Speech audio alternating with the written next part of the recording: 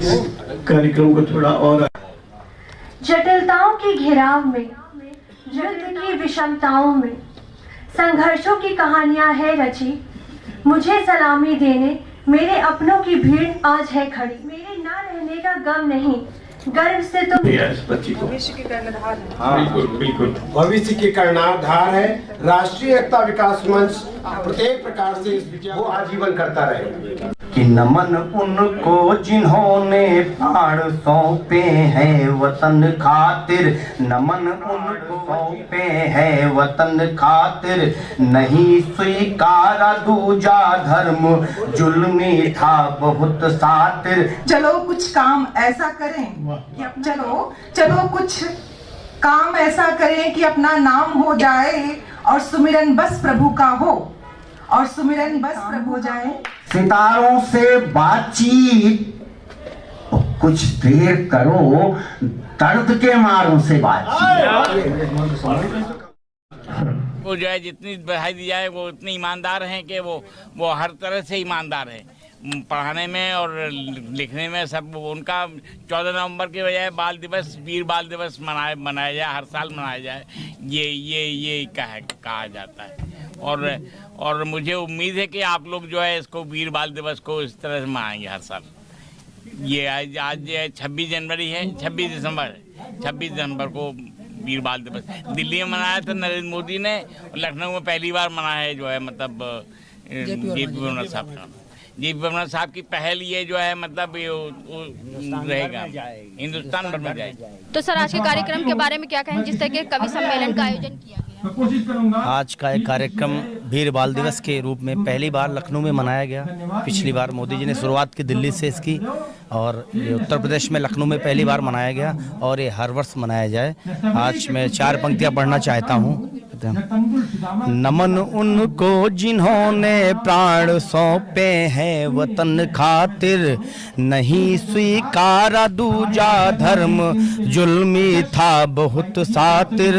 अमर इतिहास रखेगा जोरावर वीर फतेह को, चुना खुद को दीवारों में अमर होकर गए खातिर, चुना खुद को दीवारों में अमर होकर गए आखिर। ऐसे बलिदानियों को इतिहास के पन्नों में हम हमेशा अमर रखेंगे और ये अवसर बार बार आएंगे। हर वर्ष हमें इस वीर बाल दिवस को मनाएंगे।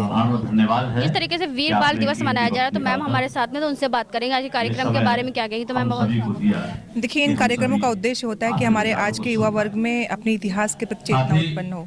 हमारा जो युवा है आज का, वो अपने इतिहास के बारे में जाने और इतिहास से सीखे कि कैसे अपने देश के लिए, अपने देश के आगे बढ़ने के लिए किसी गौरवशाली प्रोग्राम को हम अच्छे से रख सकते हैं। तो इन ऐसे प्रोग्रामों का मात्र उद्देश्य होता है कि जो युवा हैं गौरवशाली इतिहास से जुड़े और अपने देश के समृद्ध होने में, उसके गौरव को और बढ़ाने में अपना योगदान देते रहें। तो सर क्या कहना चाहेंगे आज वीर बाल दिवस? विनय शुक्ला भाई ने और डॉक्टर सुधा मिश्रा जी ने विस्तार पूर्वक इस वीर बाल दिवस पर अपने विचार रखे। मैं इस अवसर पर 4 पंक्तियां केवल पढ़ूंगा कि गुरु गोविंद सिंह के बेटों ने मुगलों की जयकार नहीं की, पकड़े गए युद्ध में दोनों लेकिन चीख पुकार नहीं की, केस कृपाण ग्रंथ गुरु साहिब का पूरा है मान रखा, प्राणों की आहुति दे दी पर सुन्नत है स्वीकार नहीं की। इस बार वीर बाल दिवस पर उनके जीवन चरित्र से हमारी युवा पीढ़ी, हमारे बच्चे प्रेरणा लें, इसी कामना के साथ ये प्रतिवर्ष मनाया जाएगा। धन्यवाद।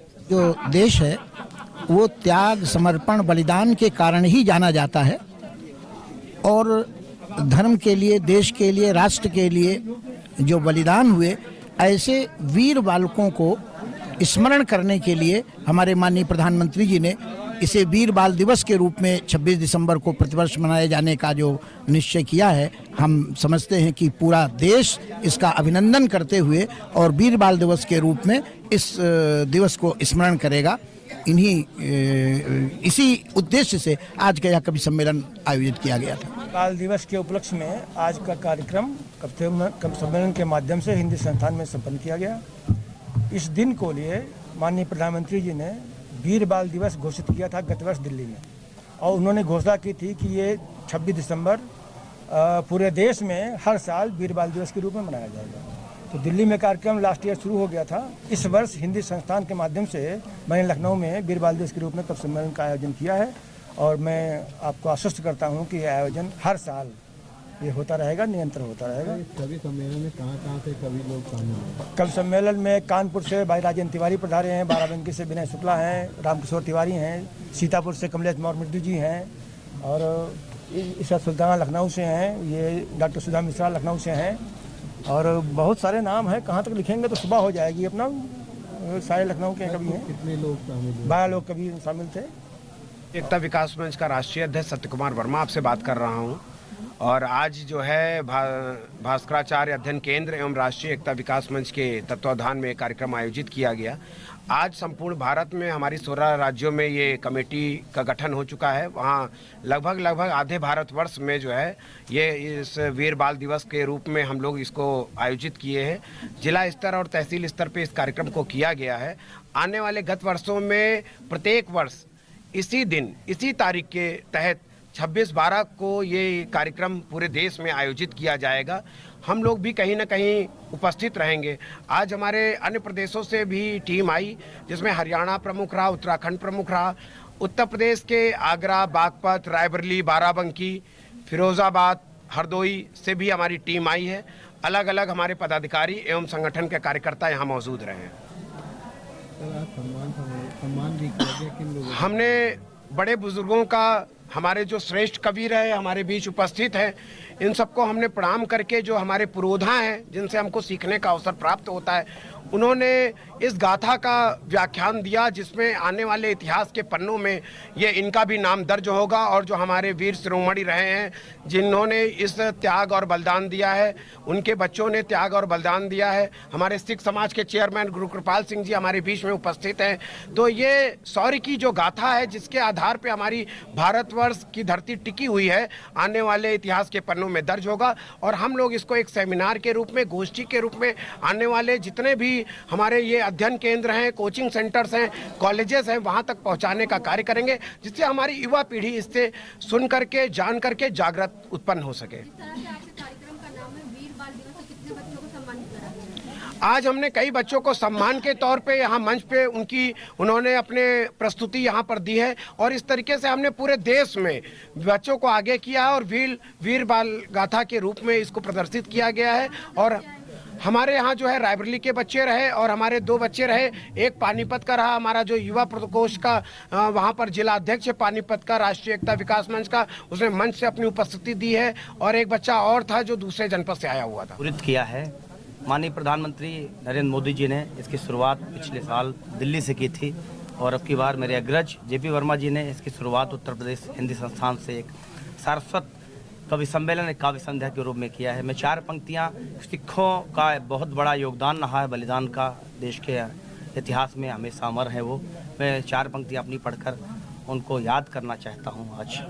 कि नमन उनको जिन्होंने प्राण सौंपे हैं वतन खातिर, नमन उनको जिन्होंने प्राण सौंपे हैं वतन खातिर, नहीं स्वीकारा दूजा धर्म जुल्मी था बहुत सातिर, अमर इतिहास रखेगा जोरावर वीर फतेह को, अमर इतिहास रखेगा जोरावर वीर फतेह को, चुना खुद को दीवारों में अमर होकर गए आखिर, चुना खुद को दीवारों में अमर होकर गए आखिर। बहुत बहुत धन्यवाद। जय कवि हमारे भारत वर्ष में जो कवि हैं, हमारे भारतवर्ष के रचयिता हैं, और ये कालांतर से है, आज के नहीं है। राजकों के दरबार में एक राज्य के कवि होते थे, और तब से परंपरा चली आ रही है इस राष्ट्र के लिए, राष्ट्रभक्ति के लिए। और आज जो कवि सम्मेलन हुआ राष्ट्रीय एकता विकास मंच के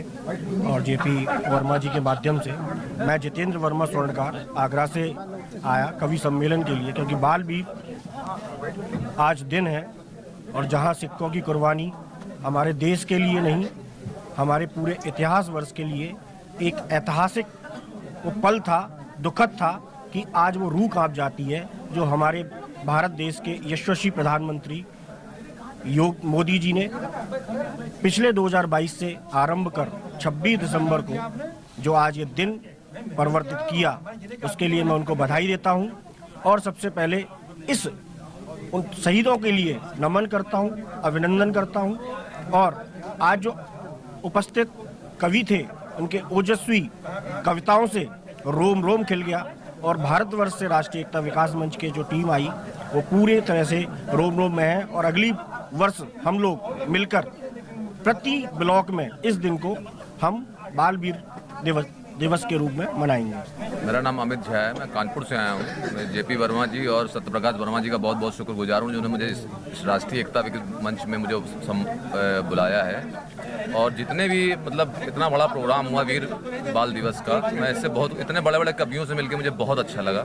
सचमुच में मोदी जी ने ये जो हमारे देश के यशस्वी प्रधानमंत्री श्री नरेंद्र मोदी जी, ऐसे बोलना मुझे अच्छा नहीं लगता है, लेकिन जितना भी उन्होंने किया उसके लिए मैं उनका बहुत खुशगुजार हूँ। जय श्री राम। अभी सोनी जनपद बागपत उत्तर प्रदेश से आया हूँ और स्वर्णकार वेलफेयर एसोसिएशन से युवा प्रदेश अध्यक्ष भी हूँ। और आज मैं इस प्रोग्राम में आया हूँ और मुझे यहाँ पे बुलाया है, बहुत अच्छा लगा है, बहुत अच्छा कार्यक्रम रहा है।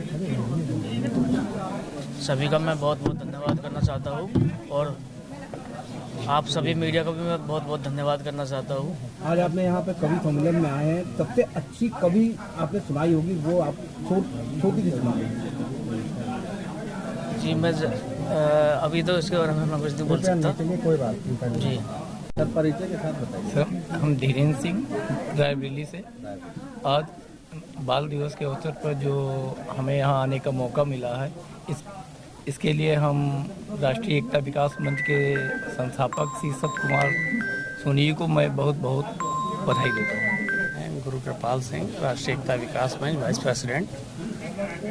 जैसे वीर बाल दिवस हमारे नरेंद्र मोदी जी ने घोषित किया है, तो ये बहुत अच्छी एक पहल है जिसमें हमारे सनातन के और भी हमारे जितने दुनिया भर में वर्ल्ड में पूरे जितने भी लोग रह रहे हैं उनको सबको इस शहादत के बारे में पता चलना चाहिए। वीर बाल दिवस एक गुरु तेग बहादुर साहब जो इनके दादा थे, उनके सुपुत्र गुरु गोविंद सिंह जी, उनके बेटे बाबा फतेह सिंह, बाबा जोरावर सिंह, जिनको दीवारों में जिंदा चिनवाया गया।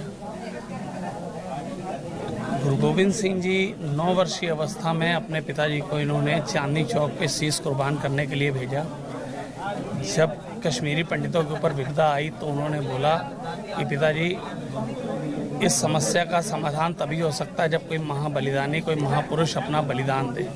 तो गुरु गोविंद सिंह जी के वाक्य थे कि पिताजी इस समय इस ब्रह्मांड में आपसे बड़ा बलिदानी और आपसे बड़ा तपस्वी और कोई नहीं है। तो गुरु तेग बहादुर साहब जी ने शीशगंज पे, जहां आज चांदनी चौक पे जहां शीशगंज गुरुद्वारा है, वहां पर अपना शीश कटाया। और कटाने के बाद उन्होंने बोला कि अगर तुम हमें अगर धर्म परिवर्तन में ले आओगे तो हमारे बाद ये जितनी भी दुनिया है वो सारी उसी धर्म में चली जाएगी। उनका उद्देश्य किसी धर्म विशेष के खिलाफ नहीं था, उनका एक समानता, एक नैतिकता की लड़ाई के लिए सारी चीज़ें थी। तो जिसके लिए वज़ीर खान नवाब ने गुरु गोविंद सिंह जी के छोटे साहिबजादे और उनकी माता गुजरी जी को ठंडे बुर्ज में कैद किया। और ठंडे बुर्ज में रखने के बाद जब उनको कचहरी में बुलाया गया तो कचहरी में उनसे बोला गया कि या तो तुम हमारा धर्म कबूल करो और या मरने के लिए तैयार हो। तो उन्होंने बोला कि हमें हमारे धर्म में पहले मरना सिखाया है, उसके बाद आगे की राह दिखाई है, इसलिए हमें मौत का डरापा मत दो। तो उसमें बच्चों ने कहा था कि पहला मरण कबूल कर, जीवन दी छड्यास, हो सबना की रेणुका तो आओ हमारे पास। तो बच्चों ने दीवारों में जिंदा चुनना कबूल कर लिया, लेकिन धर्म से नहीं हारे, अपने सिदक से नहीं हारे, अपनी सिक्खी से नहीं हारे। इसी के उपलक्ष्य में जिस मोतीलाल मेहरा ने गुरुद्वारे वजीर खान की कैद में बच्चों को दूध की सेवा की और माता गुजरी जी को दूध पिलाया, उस वजीर खान ने उन मोतीलाल मेहरा के 6 साल के बच्चे को, उनको पूरे परिवार को कोल्हू में पिसवा दिया। उसके बाद जो टोडरमल था जिसने शहीद बच्चों के संस्कार के लिए जो ज़मीन मांगी, वो आज वर्ल्ड की सबसे महंगी ज़मीन है फतेहगढ़ साहिब में। वो आज वर्ल्ड की सबसे महंगी ज़मीन है फतेहगढ़ साहिब में। उसमें टोडरमल ने सोने की मोहरें बिछा के वजीर खान नवाब को उसकी ज़मीन की कीमत दे के वो जगह ली और वो उस जगह पे बच्चों का संस्कार किया। इसी के उपलक्ष्य में सनातन धर्म को बचाने के लिए, सनातन को एक बचाने के लिए ये सारी सर्वंस गुरु गोविंद सिंह जी ने अपना पूरा कुर्बान किया। इसी के उपलक्ष्य में नरेंद्र मोदी जी ने इस दिन को बाल वीर दिवस के रूप में मनाने का निर्णय लिया। हंगामा टाइम्स की तमाम खबरों को देखने के लिए हंगामा टाइम्स को सब्सक्राइब कर लीजिए और बेल आइकन दबा लीजिए। अगर आपको ये वीडियो अच्छा लगा हो तो लाइक बटन प्रेस कर अपनी प्रतिक्रिया हमारे कमेंट बॉक्स में देना।